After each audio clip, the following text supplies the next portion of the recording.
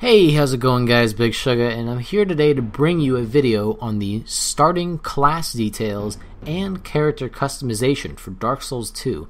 Now the reason I'm making this video is not because I have new information, but because I haven't seen this information in a nice, concise, clear manner laid out in a single source somewhere else. So I figure I might as well go ahead and do that and make sure that this information is easy to understand.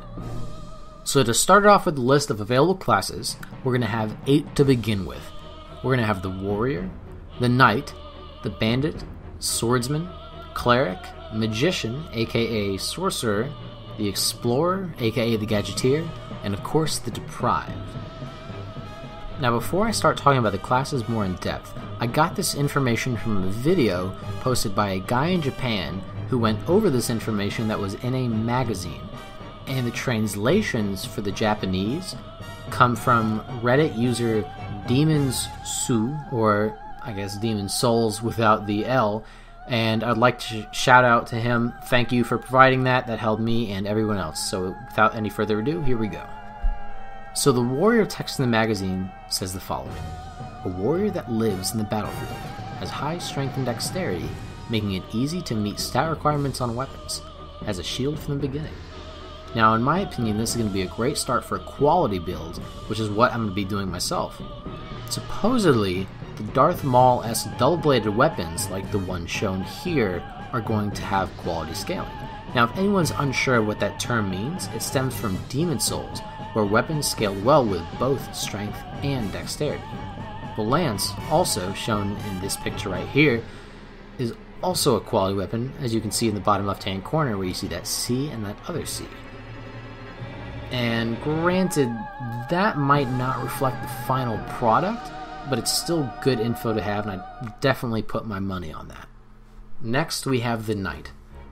A traveling knight. Has high vigor and adaptation, allowing him to withstand many hits. Does not come equipped with a shield, so players will need to be cautious at the beginning. Has fairly high faith. Now this is possibly a good start for a Temple Knight-esque character, or just a tankier one in general. Perhaps the faith would work well with the high life, using defensive miracles in order to stay alive. And although this class doesn't have a shield, that should not be very hard to find. Now we have the Bandit. A ruthless bandit. Has high dexterity and can use a bow. Can react to both long-range and short-range threats. Best for players that want to create a dexterity build. The magazine says it best. This character is for you if you're going to go some casual Uchi Fag dex build, but don't tell anyone that. But on a more serious note, this would not be a bad start. I'm actually considering it myself, especially with how the bows work now. Pyro and sorcery won't be your only effective starting range options, and this class also seems to be a combination of the previous hunter and bandit classes. Moving on, the Swordsman. A swordsman that honed his skills, fights skillfully with weapons equipped in each hand, equipped with an upgraded scimitar and longsword from the start. The starting class of the dual swordsman hierarchy. I probably won't roll this character early on, but I'll at least try it out to see how the dual wielding works. I'm pretty excited. It will probably be mainly dexterity and some strength, but most likely high agility in order to increase roll speed, since he won't be starting out with a shield or heavy armor for that matter. Also, you did read that right. The scimitar seems like it will start out with some sort of damage upgrade, which would be a good trade-off for the lack of survivability. Here's the Priest, the most similar starting class to the Cleric from Dark Souls. A priest on a pilgrimage. His miracles through high faith can show the way forward. Has learned a healing miracle from the start and can go on exploring persistently. Now the healing miracle might be important for new characters this time around, especially since you only start out with one Estus Flask. Granted, you do have life gems, but I can see newer players and experienced players making really good use of the miracle. I think this is a fantastic starting option. Magician, aka Sorcerer. A wise sorcerer, can command sorcery with high intelligence and attunement, has learned Soul Arrow, and is good at long-range combat. So this seems principally the same as the first Dark Souls, starting with the ability to cast sorceries. This also might be a good beginner class, as the Soul Arrow can help with fat early bosses, assuming that there are some. Now, the Explorer, aka the Gadgeteer. An explorer traveling through many lands, does not excel in any particular area, but comes equipped with many items allowing him to fight advantageously at the beginning.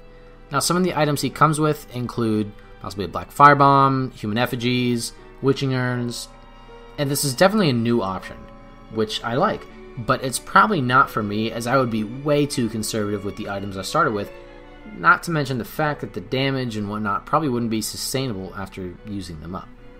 Last and somewhat least, the Deprived. A nude person with an unknown background, fights empty-handed. His body itself is proof of his existence, starts at level 1 and therefore can grow in whatever way the player wishes to. This is a classic Dark Souls starting class, and this will be the go-to class for Soul Level 1 runs, as it seems to be the only one with that level. And yes, the Deprived will start without any weapons, however, the fists in Dark Souls 2 do indeed deal some legitimate damage, so you won't be completely helpless. It's also been speculated that strength could increase fist damage, but this is unconfirmed. So for character customization, we have confirmed tattoos, beards, and extensive customization. It's going to be a lot more in-depth than in Dark Souls 1, and as Ouroboros said, it will be almost on the same level as Skyrim in terms of character customization. Now, not much is known past this, but you can apparently make your character as fat as Smo. Fun fact, Smo, beneath his armor, is actually ripped. Sure, he eats people and uses their bones as seasoning, but it seems to keep him well buffed. Now onto other aspects, gifts. We know a few of them so far. We have the Black Firebomb, a Human Effigy, a Ring of Life, which is similar to the tiny Bing's Ring from Dark Souls, and it gives a small amount of HP.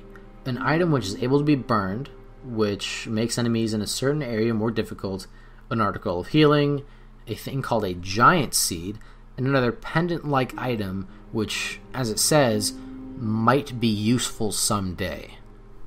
Honestly, I really hope that this pendant-like item actually does something in this game, so people won't go around hitting every single wall with every single type of weapon in the game, just trying to see if the pendant does anything, and eventually finding out that it was just a cruel joke.